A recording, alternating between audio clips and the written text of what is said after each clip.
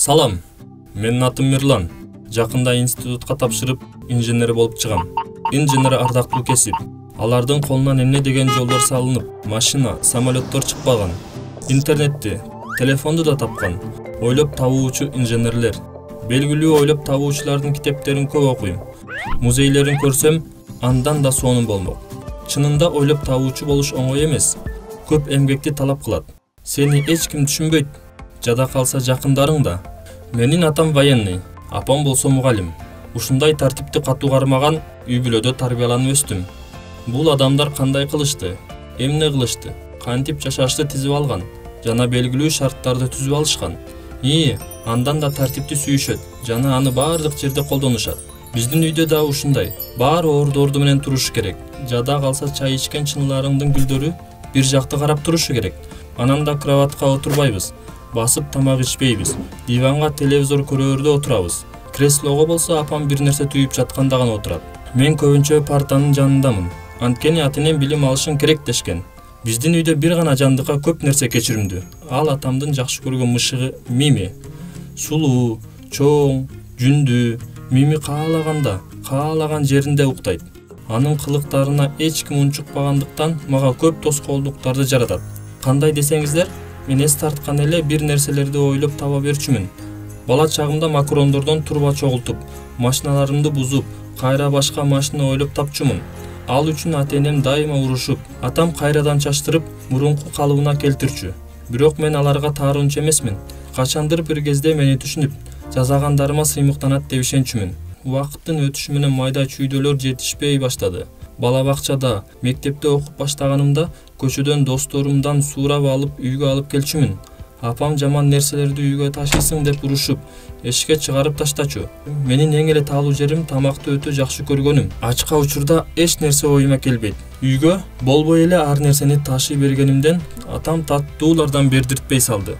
Ашканага таттууларды, жемиштерди койбой калышты. Холодильникке болсо ачылганда иштей турган сигнализация койду. Тамак маалын күтүп калдым. Жок дегенде колума бир нерсе кармап кеткенге, бирок атам тамактан кийин чөнтөктөрүмдү да аңтарчу болду. Менин көп тамак ичип жатканымды байкашып, жарым эле порция тамак куюп берип калышты. Кээ бир күндөрү тамакта, запчаста жок. Жада калса акыл жактан да, физически да кыйналган күндөрүм болду.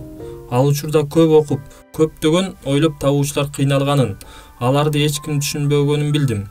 Көздөгөн максатка жетүү үчүн токтоп калбашым керек экенин түшүндүм. Кичине кытмыр боло баштадым. Алып келгендеримди үйгө эмес, чердакка коем. Атенем бошобой жатканда терезеден чыгып комнатама алып кирип алам. Атенеме болсо жаратылыштын үнүн угуп сабакка даярдансам, мээме жакшы кирет деп музыканын үнүн катуу чыгарганга макул кылдырдым. Музыканы катуу коюп алып иштей бердим. Эгер бир нерсе катуу түшүп кетсе, жаратылыш деп койчумун. Айрыкча жаандын жааганы, күндүн күркүрөгөнү жардамга келди. Ачкалыктан башкасы ордуна келип калгансыды. Түшүмө курулган эт, пирашка кирип чыгат. Бирөөнө болсо атенемдин үстүнөн арызданганга корком. Аларды айыпка тартмакта. Бир күнү сабактан келсем, Мими тоглок шарикти кубалап, ойноп жүрүптүр. Апам кармап алып атама айтып койду. Атам бөлмөмдү аңтарып чыгып, эч нерсе таппады. Бирок жаза иретинде бир жума кечки тамактан бердиртпей койду. Менин акыбалыма Мими күнөөлүү эле. Кечки тамак учурунда телевизордон мышыктардын тамагы тууралуу жарнама берип калды. Кошулмаларына караганда анча жаман эмес экен. Түн ичинде ашканага кирип Миминин тамагынан жеп алдым. Албетте, биздин тамактай болбосо да анча жаман эмес эле. Миминин тамагын жеп тоймок түгүл, андан да өч алып жаттым. Тамагын мен жеп алып жатканымдыктан Мими ачка калып, кыйкыра берчү болду. Ооруп калды деп атам ветеринарга көрсөтүп келди. Алар сыян мышыктар тамак соо болорун 3 эсе көп жеш керек экенин айтышыптыр. Бул менин жеңишим эле. Менин курсагым ток. Ойлоп тапкан нерселерим да чердакта көбөйө баштады. Атам бат-баттан бөлмөмдү аңтарып, эч нерсе таппагандыктан жинденип кечки тамакты бердиртпей жатты. Ал мени анчалык кооптоткон жок. Миминин тамагы таттуу болбосо да ачка калган жокмун. Чертеждорду чийип, механизмдерди жазап, качан колдонорумду күтүп жаттым. Ал күн да келди. Мектепте физика сабагынан ойлонуп табылган механика боюнча конкурс өтүп калды. Чердактан эң жакшы деген механиканы алып мектепке келдим. Атенем мени бул ишти таштаган деп ишенгендиктен мектепке келишкен жок. Бул менин бактылуу күнүм эле. Канчалаган ойлонуп табылган механикалардын арасынан мен биринчи орунду алдым. Ата-энемди мектепке чакыртышты. Директор аларды менин жеңишиме мени куттуктап, ушундай акылдуу баланы тарбиялаган үчүн ыраазычылыгын билдиришти. Атам жинденгенден кызарып чыкты. Мен алардын тилин алган жокмун да. Атам жаман нерселерди кайдан алганымды, мусорду чогултканга ким уруксаат бергендигин сурады. Мен унчук албай туруп калдым. Ошол учурда мунун баары мектептин мастерскойунда жасаганымды, таланттуу экенимди, ойлоп тапкандарымды университеттин конкурсуна жиберерин, ал жактан биринчи үчтүккө илинип калсам, бюджетке котороорумду айтып кирди. Ошону менен мындан ары да сабактан кийин калып мастерскойдо иштей баштадым. Атам кыска гана жакшы болот деди да чыгып кетти. Апам мени кучактап бышактады. Мени менен сыймыктанаарын билдирди. Директор чын эле мастерскойго иштегенге уруксаат берди. Мугалимдер керектүү нерселерди алып келип берип турушту. Мен болсо мектепке кереги тие турган көп нерселерди жазадым. Мектепке көпкө кармалып жаткандыктан директор ашканадан бекер тамак ичүүгө да уруксаат берди. Классташтарымдын, досторумдун чайниктерин, үтүктөрүн оңдоп бергениме ар кандай таттууларды алып келип ыраазычылыгын айтып жатышты. Убакыт өтүп, конкурска жибереримди унутуп калыптырмын. Бир күнү мастерскойго ата-энем колуна кат кармап кирип келишти. Мен таң кала карап калдым. Атам колумду кысып, мени менен сыймыктанаарын айтты. Апам кучактап алып ыйлап жатты. Катты окусам, конкурстан биринчиликти алып, университетке өткөнүмдү билдиришиптир. Бул күн өзгөчө эле. Мен эми сөзсүз инженер болоорумду билем. Каналга жазылып, класс баскыла. Жана дагы комментарий жазганды унутпаңыздар. Баарыңарга салам. Менин атым Арген. 23 жаштамын. Азыркы учурда менде баардык ойдогудай. Иштеген жумушум, сүйлөшкөн сүйүктүү кызым бар. Бирок менин жашоом ар дайым эле ушундай бактылуу болуп келген эмес. Эмесе сөз башынан болсун. Июль айынын ысык күнүндө ата-энемди кубантып, жарык дүйнөгө келгем. Бирок ата-энемдин кубанычы көпкө созулбады. Себеби врачтар менде куйрук бар экенин, мутант болуп төрөлгөнүмдү угузушкан эле. Менин өзгөчө бала болуп төрөлгөнүм, тукумубузда эч убакта мындай болбогону ата-энемдин эсин оодарып койду. Бирок мен ушундай болдум. Менин куйругум 15 сантиметр болуп, кадимки тери менен капталып турат. Бала кезде куйругумдун бар экенине кайгырчу да эмесмин. Тескерисинче ойногон учурда куйругум мени менен кошо кыймылдап, күчүктүн куйругун элестетчү. Бала бакчага баргандан баштап, ата-энем куйрукту жаба турган атайын тигилген кийим кийгизишчү. Мектепте андай кийим кийгенге болбогондуктан, шымдын ичинде куйрукту сала турган атайын чөнтөкчө болот эле. Ата-энем мени дайыма текшерүүдөн өткөрүп турушчу. Бирок биздин кичинекей шаарыбызда куйрукту кесип ала турган адистер жок эле. Алар жөн гана баланын дени сак, эмне куйрук жолто болуп жатабы деп узатып жиберишчү. Мен аябай кыймылдуу жана спортту сүйгөндүктөн секцияларга катышчумун. Машыгуунун кызыгуусуна кирип алганымда куйругум жаныбардыкы сыяктуу кыймылдап баштачу. Ошондуктан мага карата айтылган сөздөргө жана күлкүгө калчумун. Мага тескерисинче мындай жагдай жакчу. Себеби алар алаксып турганча гол киргизгенге же өтүп кеткенге жетишчүмүн жана спортто эң алдыңкылардан болчумун. Ал учурда куйругум мага күлкү жана кубаныч тартуулоочу. Бирок бой жетип калганымда такыр башкача болду. Балдар кыз жандап, алар менен жолугушуп, сүйүшүп, урушуп, алар үчүн мушташып, кыздардын аттарын гүл менен мектептин аянтчасына жазышчу. Кыскасын айтканда, аларда жигитчиликтин гормону ойноп жатты. А менде 3 адамга жетерлик ден соолук болгондуктан 3 эсе жинди болуп кете жаздачумун. Сыртымдан жоош көрүнгүм келчү.